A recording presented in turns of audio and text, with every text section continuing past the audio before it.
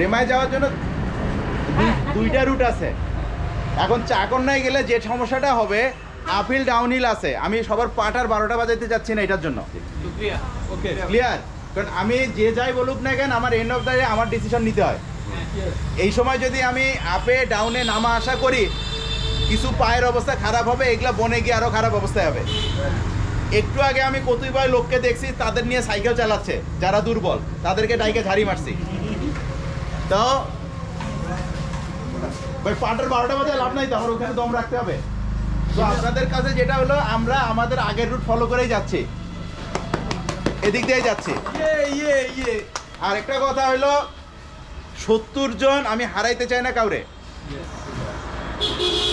যেন দুইটা গ্রুপ না হই। এখানে কিছু লোক এইরকম করতেছে, এই বেড়াই যাবো সব শেষে আসতে ধীরে।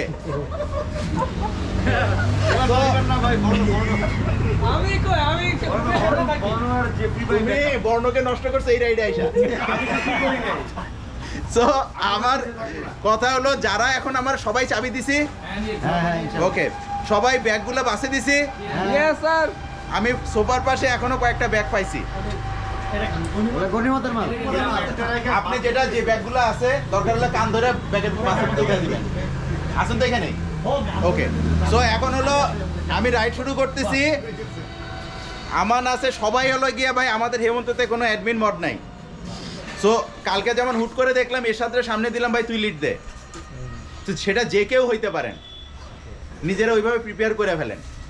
সো যেটাই হবে দায়িত্বটা নিয়ে চালাবো, ওভারটেক করবো না। আমি পিছে মাঝে মধ্যে সালাম ফিরায় দেখি হুটহাট করে ডানে বামে হয়। ডানে বামে হওয়ার অনেক কিছু কারণ আছে। সামনেটা বেশি স্লো হয়ে গেছে, তাকে বের হয়ে যাইতে হয়। এটা কিসের জন্য? স্টার্টটারও বাঁচাইতে হবে, পিছেরটারও বাঁচাইতে হবে, এটা করতে হবে। আর রিজিডে বসে থাকলে সবগুলো উপরে পড়বে। সো আমি চালাই বিদায়, অনেকে বলে না ভাই লাইন থেকে বাইরে হয়ে যায়, বকা দেন না কেন? পিছে গ্রুপে পিছে চালাইতে গেলে এই জিনিসগুলো আমি ফিল করি বলে বকা দিই না। ওকে, সো সামনের সাইকেলটাকে রিসপেক্ট করে চালাবেন। সো শুরু করে দেই।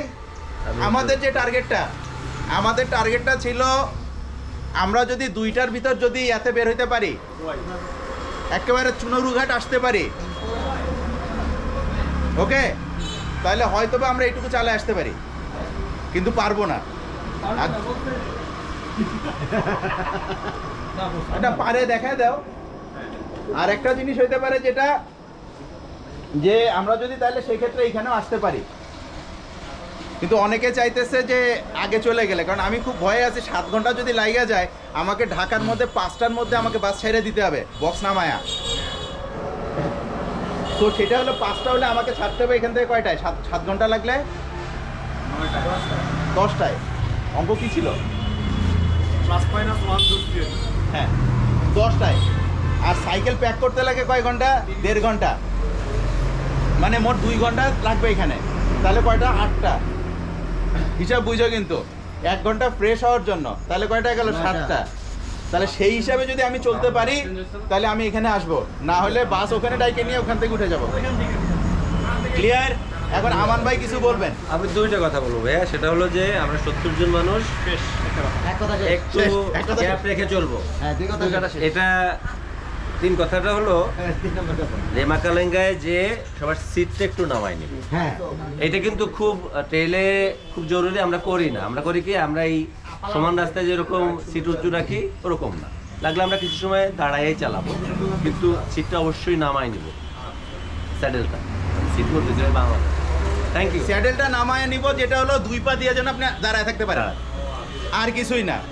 আর একটা সামনে পাশা উঠে চালাইতেছে, আপনি পাশা উঠায় না, পশ্চাদেশ উঠাইছে, আরাভাই উঠাইছে, আপনি উঠাইবেন, কন্ট্রোল করতে পারবেন না, হ্যাঁ কিন্তু জানে। আর ডাউন হিল গুলায় সামনেটার গ্যাপটা রাখবেন, আর পাশাটা পিছের দিকে টানায় রাখবেন। ইয়েস, নাইলে সামনে থাকলে 2টা রোল খাবেন। আপনাকে বডি নিয়ে আসার জন্য আমার নাই, আমি সাইকেল আনতে পারবো, আপনার বডি আনতে পারবো না। ওকে, আল্লাহ হাফেজ। তাহলে এখন এই আচ্ছা, এই সবাই উঠলে দরকার নেই, টায়ারে হাওয়া প্রেসার এত কিছু বড় কিছু আসছে। 9 মিনিট লাগছে। জেফরি, হ্যাঁ তুই 70 পর্যন্ত গুনতে পারিস?